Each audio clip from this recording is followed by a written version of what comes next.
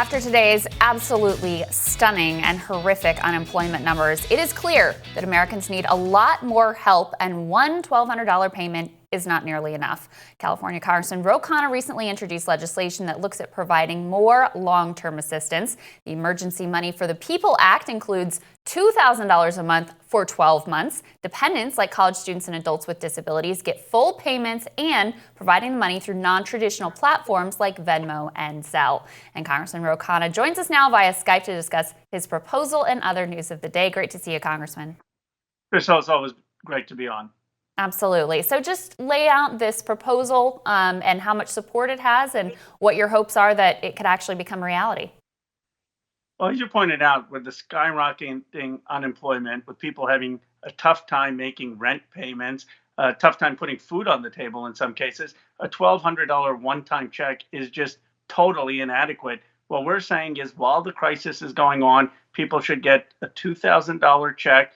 Every household would get it under $260,000, and it should go on for the duration of the crisis up to a year.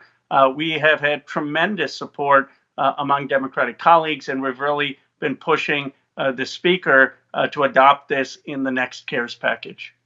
And how do you think that the Speaker has been doing? Because frankly, Democratic leadership in both the House and the Senate have come under quite a bit of criticism. There was a delay in getting this additional tranche of small business funding through. It seems that very little was added in terms of concessions from Republicans. There was no independent bill that was passed from the House side to include some of the proposals that you and other progressives have been making. What do you think of their leadership so far? Well, I think they did a good job in getting the unemployment insurance in the first bill and getting aid for hospitals. But I do think we have to have a bolder stance. I believe we should have passed a House bill. We should have emphasized issues of stimulus checks getting to people. We should have had rent forgiveness or rental assistance. There has been not enough funding going to ordinary people. And as you know, a lot of that initial PPP money went to businesses that had connections with banks. So my view is that the big fight is going to be on the next stimulus, CARES 4, and progressives need to hold the line on that and make sure that our priorities are in that bill. Now, what do you think of the bill that's scheduled to be voted on today? How do you intend to vote? Well, it's a tough vote for me because obviously small businesses need the help, and I do think they made certain reforms so that just the big businesses aren't going to get it. But I think the bill is wholly inadequate when you look at the aid that cities need, the aid that states need. And we got rolled over, frankly, in not getting any state or city aid. It's inadequate in terms of getting sufficient aid for hospitals, and it doesn't have any further stimulus. So I will probably be a reluctant yes, because I'm not going to deprive restaurants and small businesses of additional funding. But I think the Progressive Caucus needs to make it clear that in the next stimulus, we need a clean house version of the bill, and we need to be very, very tough on negotiations. And so what would you say to people who would be critical and say, well, why didn't you do that this time around? Give us some confidence that you're actually going to hold the line next time around, because we've heard that now a couple of times. I mean, we've heard progressives complain about the first bill and the size, the amount of money and the lack of oversight that went to big business. Now we hear complaints about this bill, but most people still planning to vote yes. Why will it be different next time around?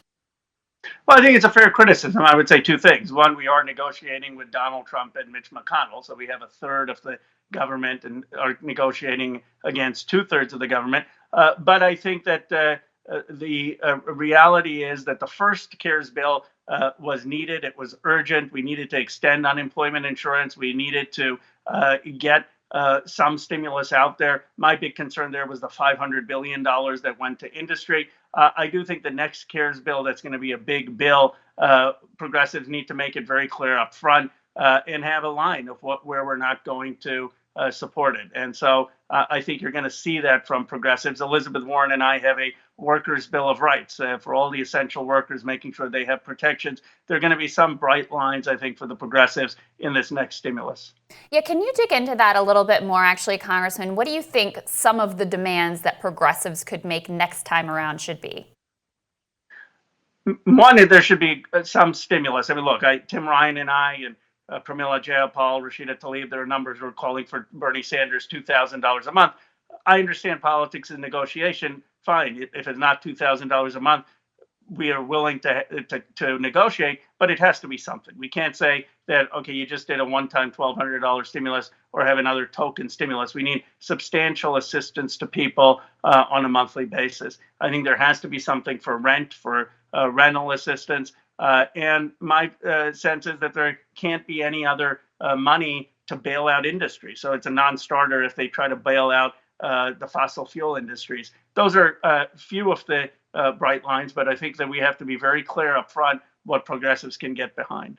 And one of the big concessions that we were told that Chuck Schumer and the Senate Democrats in particular were able to get in the first CARES Act was oversight. And yet when Donald Trump signed the bill, he basically, included a signing statement saying, yeah, that's nice, but we're not actually doing that.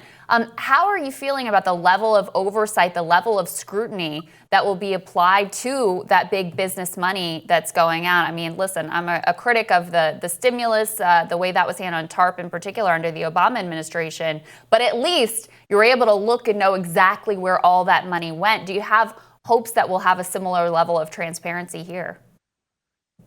Well, hope is not enough. We need that transparency by law. I have confidence that Clyburn's committee will do that. The challenge is with the remote situation. I fear that the oversight is not going to be enough on the administration, not just on that $500 billion, by the way, but also on the PPP loans. I mean, I think when it comes out who got these loans, that first $300 billion, you're going to see that a lot of very wealthy individuals and a lot of connected franchises got the loans, and then many small businesses were left out. So I think it's, again, a fair criticism for us to push and get more oversight on this funding, and we're going to have a tough time to figure out how to do that while we're working remotely.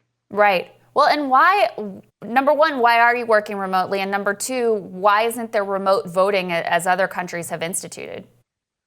We should have remote voting. I mean, I'm going to be going to the Capitol today, and many people are, and we're going to go with masks and we're going to go with gloves, but it makes no sense to be putting people at risk. It's not just the members of Congress who are putting people at risk. Remember that many of us are going to go back to our constituencies, and we may be asymptomatic carriers. So the fact is that we're congregating people from around the nation and then having them disperse back to their communities. And members of Congress, by definition, are active within their community. And I fear that some of us could become asymptomatic carriers, spreading the disease. So it's, in my view, completely irresponsible, literally a abdication of duty that we have not had remote voting.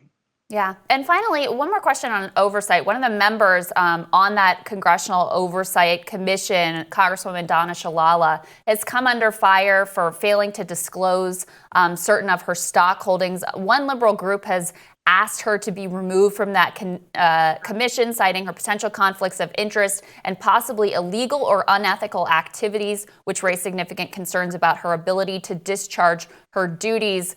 Where do you stand on that, Congressman? Do you think that Congresswoman Shalala is an appropriate pick for that commission?